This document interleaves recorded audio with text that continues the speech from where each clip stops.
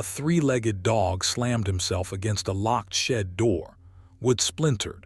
He backed up on shaking legs and threw himself again. A woman ran up behind him, panting, holding a rusted iron key in her fist. She dropped to her knees and grabbed his collar. He was bleeding at the shoulder. He didn't care.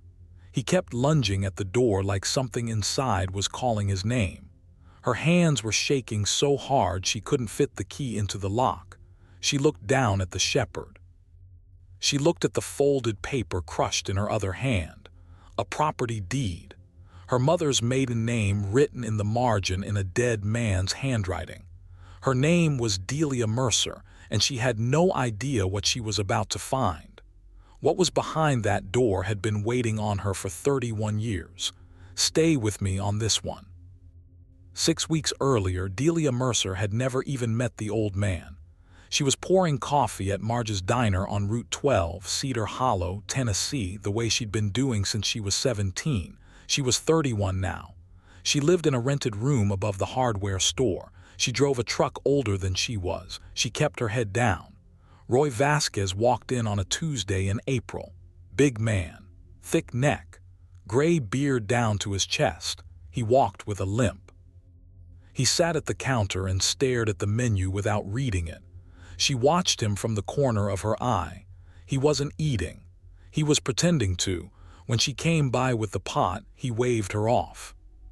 When she came back with a slice of pie on the house, he stared at it like he'd forgotten what pie was. "Ain't hungry, ma'am," he said. His voice was thin, sick thin. She'd nursed her foster mother through cancer. She knew the sound of it. "You got somebody looking after you," she said. He looked at her for the first time. His eyes were pale blue and worn out. "Got a dog," he said. That was the whole conversation. He came back Wednesday. He came back Thursday. He came back Friday. He never ate. He drank half a cup of coffee and left a 20 on the counter every time. On the second Friday, she followed him out into the parking lot. "Where do you live?" she said. He stopped. He turned. He looked at her like nobody had asked him that in a long time. "Up the Ridge Road," he said. "Off Miller Bend, yellow mailbox." "I'm coming Saturday," she said. "I'm bringing you soup." He didn't argue. That surprised her. She figured a man like him would argue. Saturday she drove out. The cabin was small, log walls, tin roof. A shepherd came around the side of the porch on 3 legs and barked once, just once. Then he sat down like he'd made his decision about her. "Diesel," Roy said from the doorway. "He don't bite." She brought food out for 6 weeks. Roy ate maybe half of what she cooked. He got thinner. He never once talked about his life. She'd ask a small thing. He'd answer with one word. She learned he'd been a Marine. She learned he'd ridden with a crew back in the 80s. She learned he had bad kidneys and worse lungs. That was the whole file, the one thing she noticed. Diesel followed her everywhere. He'd sit at her feet while she washed dishes. He'd walk her to her truck. Roy watched them together with a look she couldn't read. Not sad, not proud, just watching. In the 6th week she asked him if he had family. He was quiet for a long time. Then he said, "I had people once." That was all he gave her. He died on a Tuesday morning in June. She'd come by with breakfast. She found him in his chair on the porch. Coffee still warm on the little table beside him. Eyes closed. Diesel lay across his boots. The funeral was small. Her, Marge, a preacher who hadn't known Roy at all, and 2 old men in leather jackets standing at the back of the little cemetery. She didn't recognize them. They didn't speak to her. They saluted the coffin. Then they got on their bikes and left. Roy had left a single sheet of paper with the funeral home. It read, "Delia Mercer of Marge's Diner. Everything on the property is hers. Take care of Diesel." That was it. No will, no lawyer, just his blocky handwriting on lined paper. She didn't feel like she deserved any of it. She'd hardly known the man, but she'd promised Diesel with her hand on his head, and she meant it. So she drove out to the cabin on the first weekend of July. She parked in the yard. Diesel came running on his 3 legs. He didn't bark. He just leaned against her thigh and stayed there. Now here's the thing about Roy's cabin. It was neat, almost military neat. His clothes were folded in a single drawer, his boots lined by the door, 4 plates, 4 cups. A man had lived here for 30 years and left almost no trace, except for one thing, the toolbox on the porch. It was dented, all-stained, older than she was. It sat beside the porch swing like it had always been there. She could tell from the wear that Roy had opened it 100,000 times. She opened it that afternoon. That was when everything changed. The top tray held wrenches. She lifted them out one by one, careful, like she was handling relics. The metal was worn smooth where his hand had gripped them for decades. Under the tray she found a folded piece of paper. She almost missed it. It was wedged flat against the bottom, tucked under a greasy rag. She picked it up. She unfolded it. It was a property deed. She'd never held one before, but she knew what it was. Big block letters at the top, county seal, signatures. The address was 448 Miller Bend, Parcel B. That was strange. Roy's cabin was 446. This was the adjoining lot. She scanned down the page. Roy's name. Bought and paid September of 1994. 22 acres. She turned the page over, and there in the margin in Roy's blocky handwriting was 1 word and 2 dashes and a phrase, Coleman, for Linda's girl. She read it 3 times, then she sat down on the porch step. Coleman was her mother's maiden name. Her mother's name was Linda. Delia stared at the page in her lap. She told herself no. Coleman was a common name. Linda was a common name. In Tennessee in the 90s, you could throw a rock and hit a Linda Coleman. She said it out loud. Coincidence. Diesel lifted his head. He looked at her. He looked at the deed. He whined once. She kept telling herself it was nothing, but her hands were shaking. She folded the deed. She slid it back into the toolbox. She stood up. She walked into the kitchen. She poured herself a cup of Roy's coffee from the pot she'd made that morning. She sat at the little wooden table.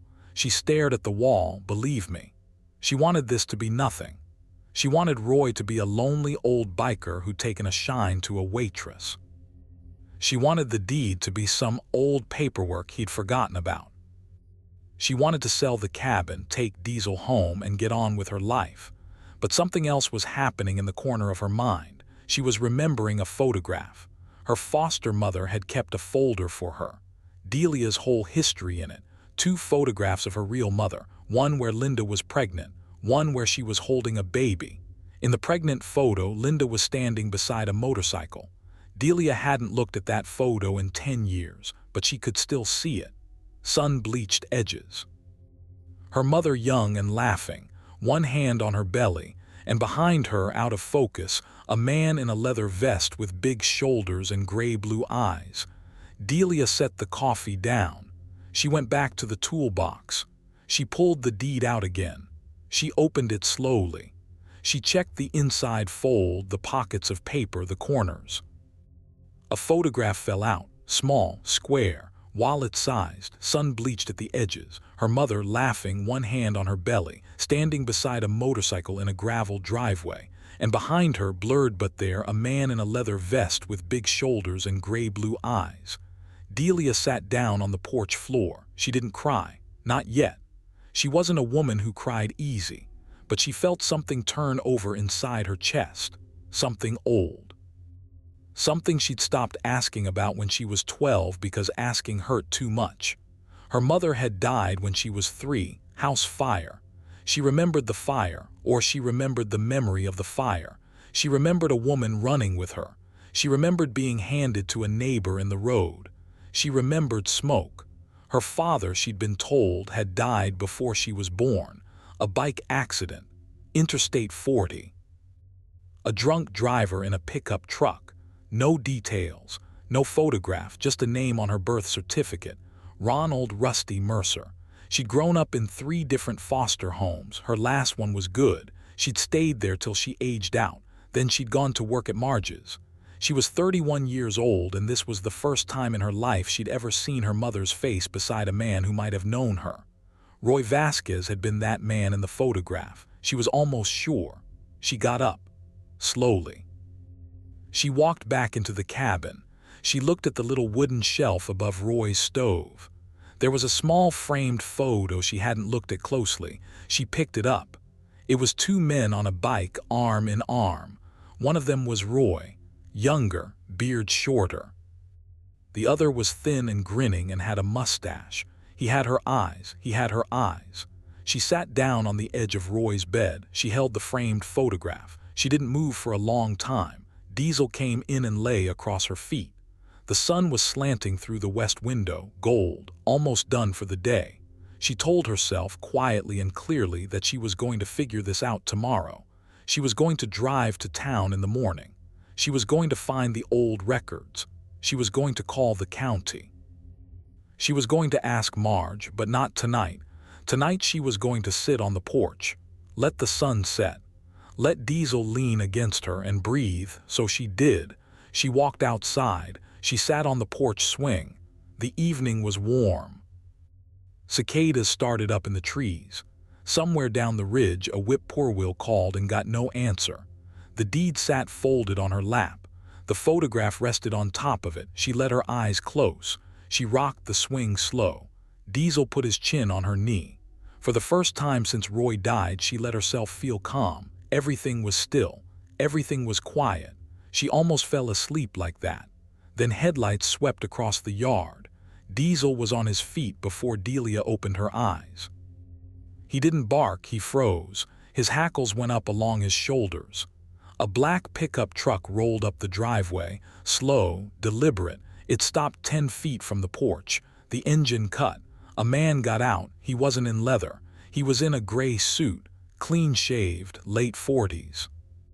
He carried a briefcase like he'd been carrying briefcases his whole life. "You Delia Mercer," he said. She stood up. She slid the deed into the back waistband of her jeans without looking. She held the photograph tight in her fist. "Yes. Grant Vasquez. Roy was my father." The porch light was on. She saw his face clearly.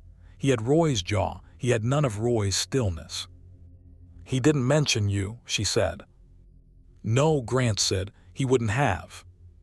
He walked up to the porch. Diesel growled low in his chest. Grant didn't look at the dog. He'd probably been growled at his whole life. "I filed for probate this morning," Grant said. "I'm the sole living heir. This is my property now. I'd like you off it by tomorrow evening." He held out a folded paper, court seal, real. Delia took it. She read it. She wasn't a lawyer, but the letters said what they said. "You never came to see him," she said, quiet, "in all the months he was dying." "I hadn't spoken to him in 26 years, Grant said. He didn't sound sad. He didn't sound anything.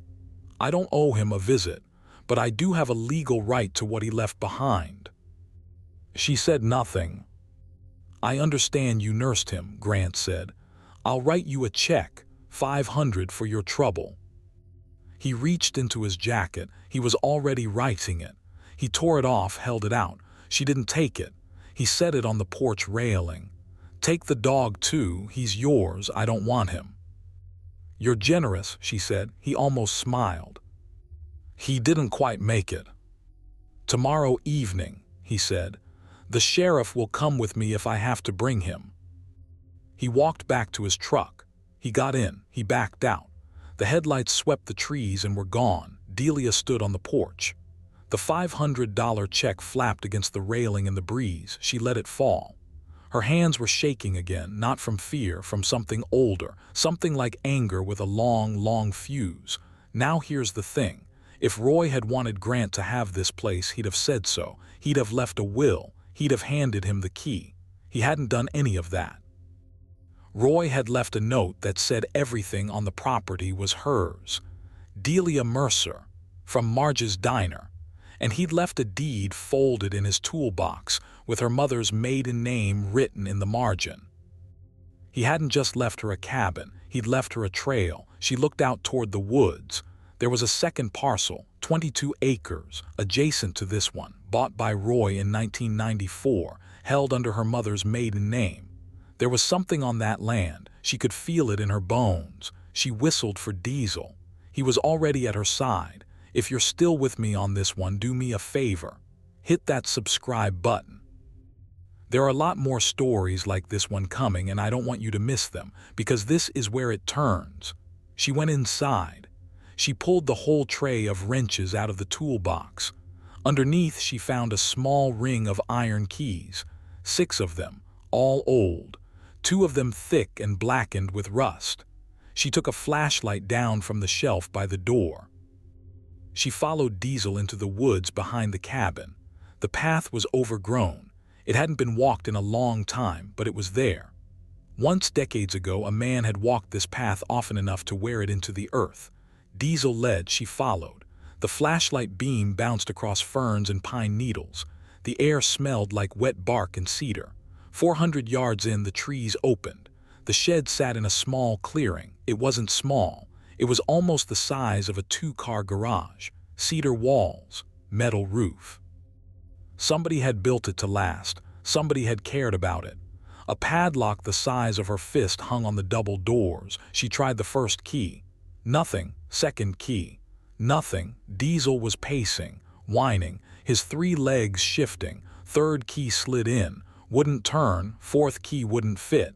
Fifth key was too small. Sixth key was the old iron one.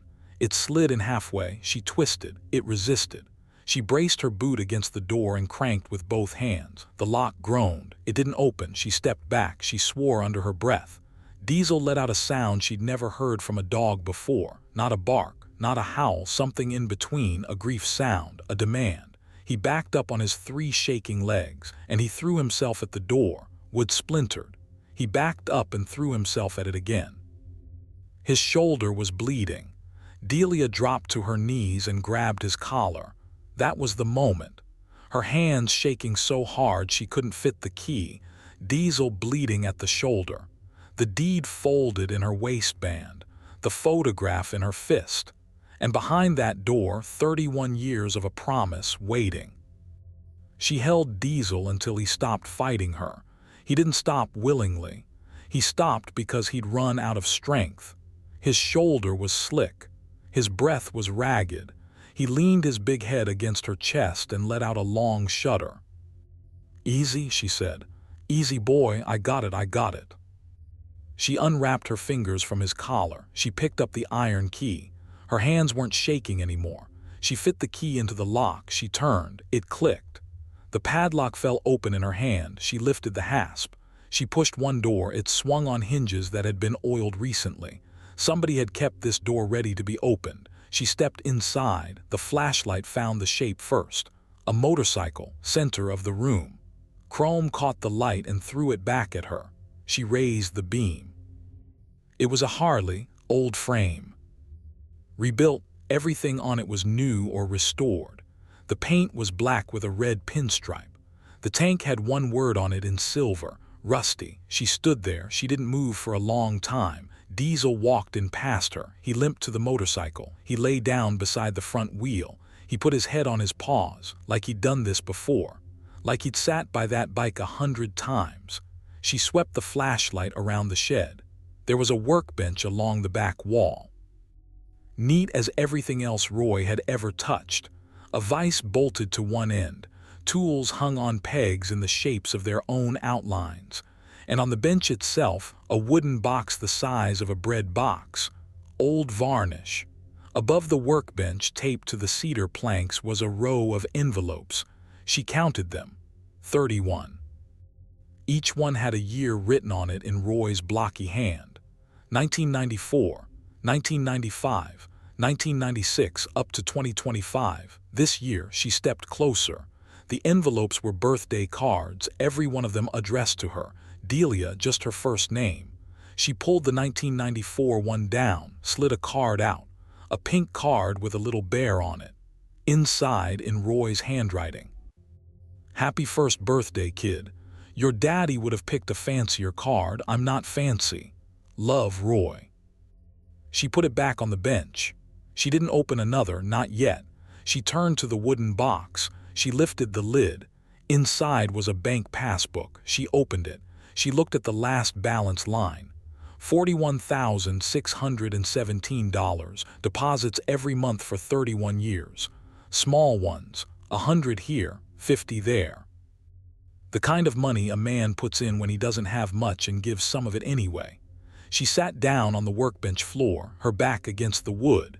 Diesel came over and lay across her legs. Under the passbook was a stack of photographs bound with a rubber band. She slid the rubber band off. Photographs of her, all of her. First day of kindergarten, taken from across a parking lot. Her 12th grade graduation, taken from the back of the bleachers. Her behind the counter at Marge's, taken from a booth by the window. He'd been there for all of it, standing back where she couldn't see him, watching her live.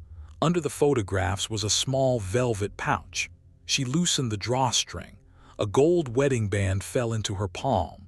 Inside the band, engraved, LC plus RM 1992. Linda Coleman plus Rusty Mercer 1992. Her mother's wedding ring. She held it tight in her fist and pressed the fist against her mouth. Now she cried, not much, but enough. Under the pouch was a folded letter, 12 pages, Roy's blocky handwriting, dated a month before he died. She unfolded it. She read, "Delia, if you're reading this, you found it. I always figured you would. You're a smart woman and Diesel's a smart dog, and between the two of you, you were going to work it out. Your daddy was my best friend. His name was Ronald, but everybody called him Rusty. We rode together for 11 years. He was the best man in a bad crew. I was one of the bad ones. He was the one who kept trying to pull the rest of us out. He met your mama in the summer of 1991.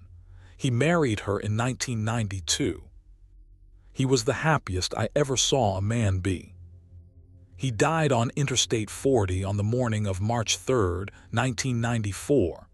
A pickup truck came across the median. Your mama was 6 months pregnant with you." Rusty knew he wasn't going to make it. He held my hand at the side of the road. He said, "Roy, watch over her. Watch over the baby. Promise me." I promised him. I have kept that promise every day of my life since. I bought this land the month you were born. I put it in trust, and I wrote your mama's maiden name on the deed so if anything ever happened to me, my own blood couldn't come along and take what was yours. I built you a home on it in my head, kid. I never got around to putting the walls up. I hope you will. Your mama died in a house fire in October of 1998. I tried to take you in. The state wouldn't let me. I had a record from some fool things I did in the 70s. They wouldn't budge. It broke me for a good long while. So I did the only thing I could. I stayed close. I watched you grow up. I put a little money in the account every payday. I fixed your daddy's bike. It was a wreck when I got it. It's not a wreck now. I came to Marge's because I was dying and I didn't want to go without laying eyes on you one more time. I meant to tell you the whole story face to face. I couldn't do it. Every time you brought me soup, I lost my nerve. I'm sorry for that. You were never alone, kid. Not once. Roy. She sat on the workbench floor and read it 3 times. Diesel lay across her legs and didn't move. Outside, the whip-poor-will called and got no answer. She read the letter one more time as the sky turned gray. Then she folded it. She put it in the wooden box with the passbook and the ring and the photographs. She closed the lid. She stood up. She lifted Diesel's head off her leg and helped him to his feet. Dawn was coming. Pale light through the cedar trees, birds starting up in the branches. She walked back to the cabin. She washed Diesel's shoulder in the kitchen sink. It wasn't as bad as she'd thought. Torn skin, he'd scar. He wouldn't mind. She made coffee. She sat at Roy's little table with the deed spread flat in front of her. She waited. At 7:30 in the morning, a black truck came up the driveway, followed by a sheriff's cruiser. Grant Vasquez got out of the truck. The sheriff got out of the cruiser. He was a lean man Delia had known since high school, Deputy Sheriff Wade Owens. "Morning, Delia," Wade said. "Morning, Wade." Grant stepped forward with his briefcase. He looked less clean than he had the night before, like he hadn't slept well. "I asked the sheriff to make sure this went smooth," he said. "You have your things." Delia walked down the porch steps. She held the deed out in front of her, not toward Grant, toward Wade. "This is a separate parcel," she said. 22 acres, bought and paid for by Roy Vasquez in September of 1994, held in trust under my mother's maiden name. My name's on it as the beneficiary. My mother's name was Linda Coleman. Wade took the paper, he read it. He turned it over. He looked at the margin note. He looked at the county seal. He handed it back to her. "Grant," Wade said, "this here's her land, not your daddy's estate. Roy set this up before you were even out of high school. It's separate property." Grant's face went from tired to red. "That's not possible," he said. "That margin note could be forged. Anybody could write that." "That's the county seal, son," Wade said. "That's not the margin note. It's registered. I can call the courthouse in an hour and confirm." "Do it," Grant said. Wade sighed. He walked back to his cruiser. He got on his radio. Grant turned to Delia. His voice went low. "Whatever's on that land," he said, "it should be mine. He was my father." Delia looked at him. She wasn't angry, not anymore. She was just tired and full of something bigger than anger. "He was your father," she said. "You had him for 15 years, and you walked away. He was my father's best friend, and he stayed for 31 years I didn't even know about. You want to fight over which of us he owed more. We can do that, but I don't think you'll like where it goes." Grant didn't answer. Wade came back from the cruiser. "Courthouse confirms," he said. "Land's hers. Cabin's yours, Grant, but nothing on Parcel B. I'd advise you to head on home." Grant stood there for a minute. He looked at the cabin. He looked at the woods behind it. He looked at Delia. Then he got in his truck. He backed out. He drove away. Wade watched the dust settle. "You want me to stick around?" he said. "No thanks, Wade." He tipped his hat. He left. Delia walked back through the woods with Diesel at her side. He was limping worse today, but he wouldn't let her carry him, and she didn't try. They took their time. At the shed, she pushed the doors wide open. She let the morning light in. She sat on the motorcycle. She put her hands on the grips. She felt something in her chest she hadn't felt since she was a small child. A steady thing. A settled thing.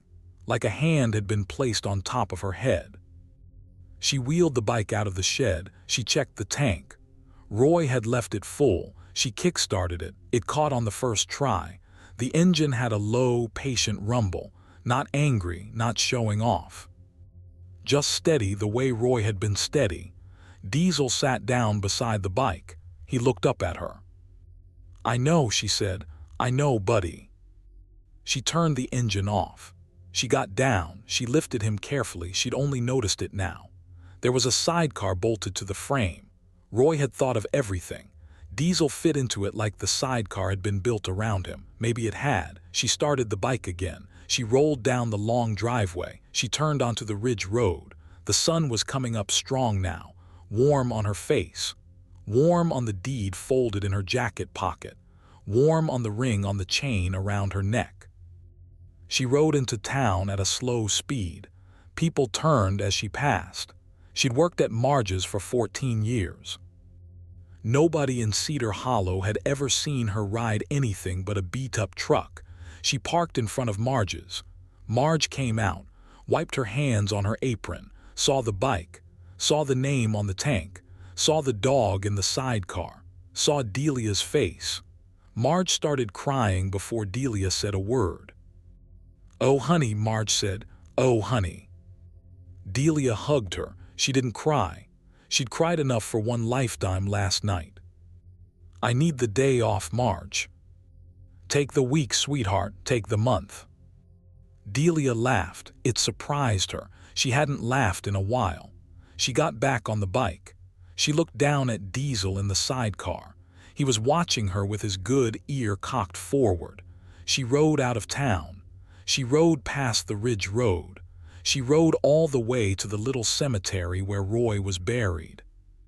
She stood at his stone. She didn't say much. She wasn't a talker either. That was a thing they'd shared. She put her hand on top of the stone. She let it rest there. I got your letter, she said. I got your promise. I got him home. She looked down at Diesel, who'd curled up at the base of the marker. You were never alone either, she said. Not once. She rode home in the afternoon light. The bike hummed steady under her. The wind smelled like cedar and cut hay. She was 31 years old. She had a home now. She had a name now. She had 31 birthday cards to read. And she wasn't alone. She never had been.